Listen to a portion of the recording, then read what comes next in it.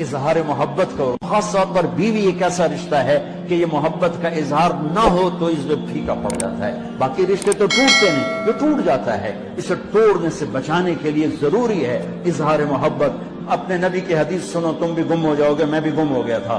आयशा, मुझे जब से पता चला है कि जन्नत में भी मेरी बीवी तू है तो मेरे लिए मरना ही आसान हो गया।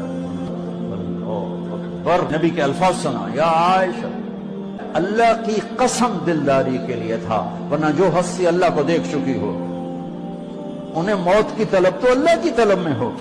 ये घर कैसे चलाना है। इसलिए आयशा, जब से मुझे पता चला कि जन्नत में भी तू मेरी बेगम है तो मुझे तो मरना ही सब हो।